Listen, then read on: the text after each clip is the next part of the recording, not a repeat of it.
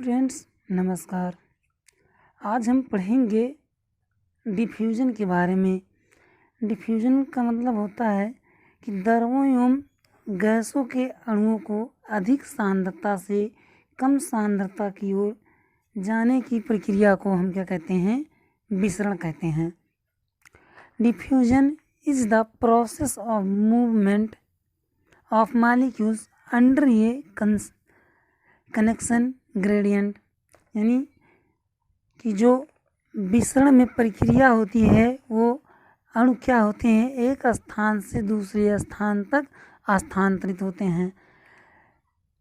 Second point देखते हैं, it is an important process occurring in are living beings. मतलब यह एक ऐसी प्रक्रिया होती है जो सजीवों के अंदर होती है। यह एक धीमी प्रक्रिया होती है।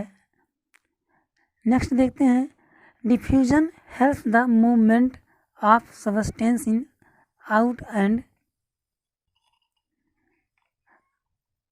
And out of cells. यह सजीवों के अंदर और बाहर होने वाली प्रक्रिया होती है। विसरण में क्या होता है कि जो सांद्रता होती है उसकी प्रवणता को अलग करने वाली एक पारगम्य झिल्ली होती है जो दाब से प्रभावित होती है। हम चित्र के माध्यम से देखते हैं कि मतलब एक बर्तन है और उस बर्तन में कुछ मॉलिक्यूल्स रखे हुए हैं जल के साथ, और देखते हैं कि क्या होता है, धीरे धीरे ये मॉलिक्यूल क्या होते हैं कि पूरे बर्तन में फैल जाते हैं। जैसे कि मान लीजिए हम किसी कमरे में अगरबत्ती जलाते हैं तो क्या होता है कि उसकी खुशबू धीरे धीरे पूरे कमरे में फैल जाती है। तो ठीक उसी तरीके से क्या होता है कि जो मॉलिक्यूल्स होते हैं, वो अणु होते हैं, क्या होता है कि किसी बर्तन में रखे हुए होते हैं और धीरे धीरे क्या होते हैं कि पूरे बर्तन में फैल जाते हैं। जो विसरण की प्रक्रिया होती है ये क्या होती है, ठोस, द्रव और गैस तीनों अवस्थाओं में होता है। ठीक, अब आगे हम देखते हैं next, types of diffusion. Diffusion is widely in various fields such as biology, यानी विज्ञान के क्षेत्र में डिफ्यूजन का महत्वपूर्ण भूमिका है। Diffusion can be classified into two main type. Diffusion को यानी विसरण को हम दो भागों में डिवाइड कर सकते हैं। पहला क्या है, सिंपल डिफ्यूजन यानी सामान्य विसरण।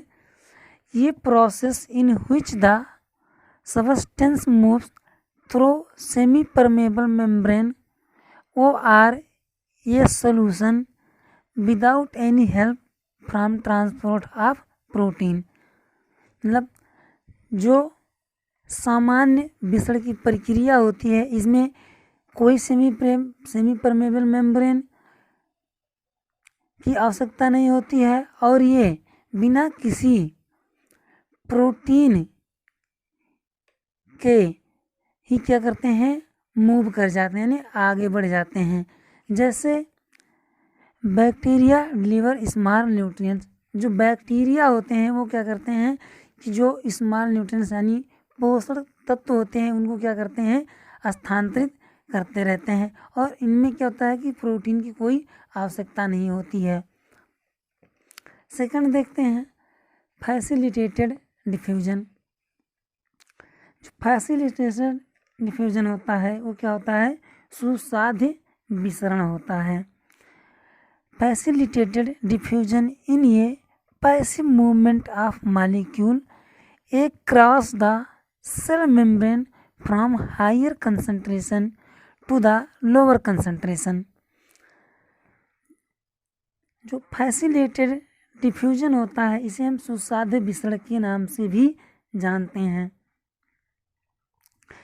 ये जो होता है ये निष्क्रिय अवस्था में होता है और ये क्या होता है कि माइटोकॉन्ड्रिया और हरित लवक के अंदर होता है। तो इनमें क्या होता है, ऐसे पदार्थ जिनके अणु कोशिका झिल्ली से पर्वित यानी जो सेल मेम्ब्रेन होता है उसके अंदर से नहीं जाते हैं, ये क्या होते हैं कि अधिक सांद्रता वाले क्षेत्र से कम सांद्रता वाले क्षेत्र की ओर जाते हैं। जैसे हम देखते हैं कि एक लिपिड्स का स्ट्रक्चर है और इस लिपिड्स के अंदर क्या हो रहे हैं कि कुछ प्रोटीन पाए जा रहे हैं। तो इनमें क्या होता है कि जब जल मान लीजिए यहाँ 100% इसकी सांद्रता 100% है और यहाँ पे 10% है, ठीक।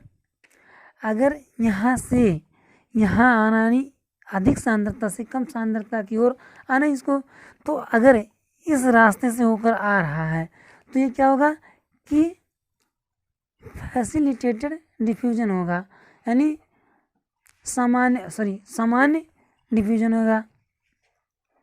लेकिन कि जब कोई प्रोटीन की आवश्यकता नहीं होगी तो उसे हम क्या कहेंगे, सिंपल डिफ्यूजन। लेकिन जब किसी प्रोटीन की आवश्यकता होती है अणु को एक स्थान से दूसरे स्थान तक जाने के लिए तो उसे हम क्या कहते हैं, फैसिलिटेटेड डिफ्यूजन। इसमें क्या होता है कि कुछ जो मॉलिक्यूल्स होते हैं वो क्या होते हैं कि पानी को अपनी ओर आकर्षित करते हैं, ठीक। उसे हम क्या कहेंगे, हाइड्रोफिलिक यानी जलरागी। जब कोई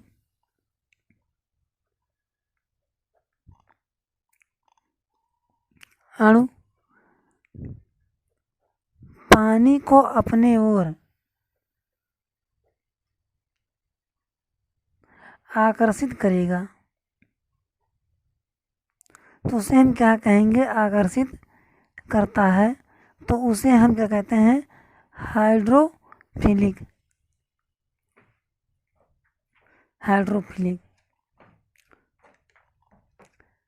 और क्या होते हैं कि कुछ मॉलिक्यूल जो होते हैं वो क्या होते हैं, जल को अपनी ओर नहीं आने देते हैं और वो क्या करते हैं, जल को एक स्थान से दूसरे स्थान तक स्थानांतरित होने में प्रतिरोध उत्पन्न करते हैं। उसे हम क्या कहते हैं, हाइड्रोफोबिक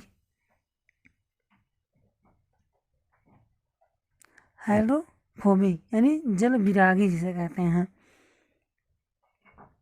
ठीक। नेक्स्ट देखते हैं osmosis. Osmosis is the movement of a solvent across a semi-permeable membrane toward a higher concentration of solute, lower concentration of solvent। परासरण क्या होता है कि विलायक से सेमी परमेबल मेम्ब्रेन के द्वारा क्या होता है, हाई कंसंट्रेशन से लो कंसंट्रेशन की ओर जाता है, यानी अधिक सांद्रता से कम सांद्रता की ओर जाता है। या ऐसा भी होता है कि लोग कम सांद्रता से अधिक सांद्रता की ओर भी जाता है, जिसे हम क्या कहते हैं, ऑस्मोसिस कहते हैं या परासरण कहते हैं। नेक्स्ट है difference between osmosis and diffusion. Osmosis क्या होता है,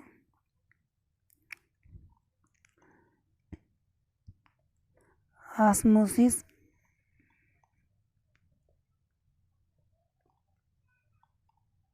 occur in only liquid medium। परासरण जो होता है केवल तरल माध्यम में ही संभव होता है। उसके बाद में नेक्स्ट पॉइंट देखते हैं, ऑस्मोसिस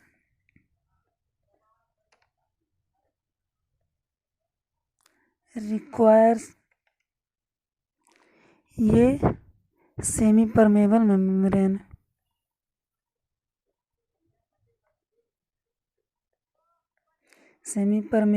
मेम्ब्रेन इसमें क्या होती है कि अर्धपारगम झिल्ली की आवश्यकता होती है। फिर नेक्स्ट देखते हैं ऑस्मोसिस। इज ये पैसिव प्रोसेस। परासरण एक निष्क्रिय प्रक्रिया होती है। अब उसके बाद में नेक्स्ट देखते हैं diffusion.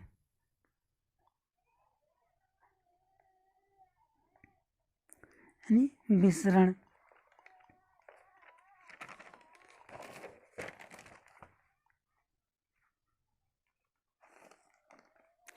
Diffusion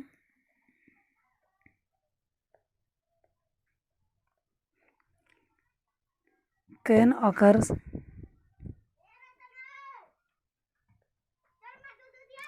in any medium।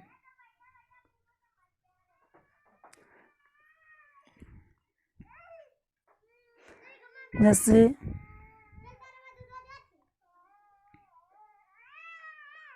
Liquid, solid and gases. ये मतलब क्या होता है, विसरण किसी भी माध्यम में हो सकता है, ठोस, द्रव और गैस में भी। नेक्स्ट पॉइंट देखते हैं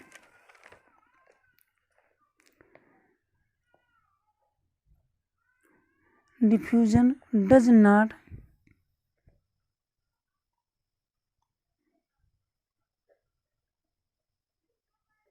requires semi permeable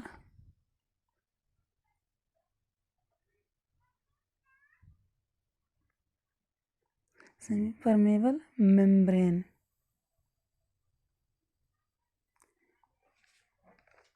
विसरण में किसी भी अर्धपारगम झिल्ली की आवश्यकता नहीं होती है। और इसमें भी क्या होता है कि पैसिव प्रोसेस होता है। अगर वीडियो अच्छा लगा तो वीडियो को लाइक करिए, शेयर करिए, सब्सक्राइब करिए।